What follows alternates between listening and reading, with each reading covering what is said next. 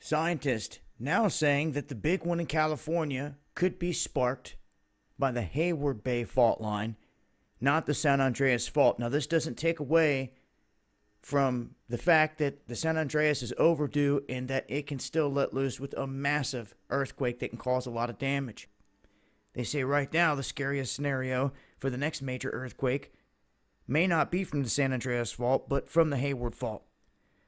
Now, this is just east of San Francisco, and they're saying that one in this area could be very disastrous.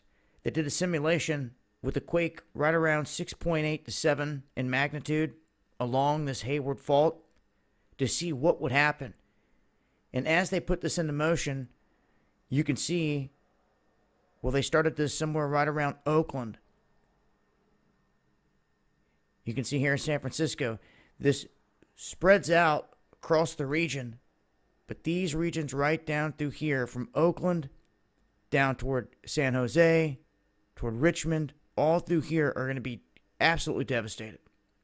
It'll take some time for the effects to get to San Francisco, and this is per what they're showing here. You can see the heavy color here. It takes some time for all that color to really set in. See? Go further down here to where it spreads all through some of these regions, but you can still see San Francisco itself is still not lit up as much as this whole region. So there's some areas that will feel the brunt of this big time versus others that may be closer to the epicenter but not feeling the shock waves as bad. Here is a look at California here. We have our normal swarming going on down here by the Salton Sea.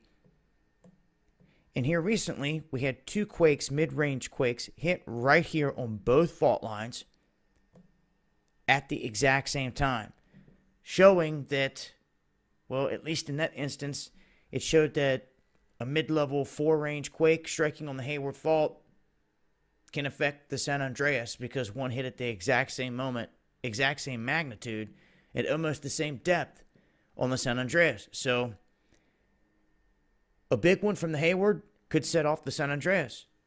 San Andreas could set off the Hayward, vice versa. Now, if we have big quakes come in a combination, that, I fear, may be the biggest threat.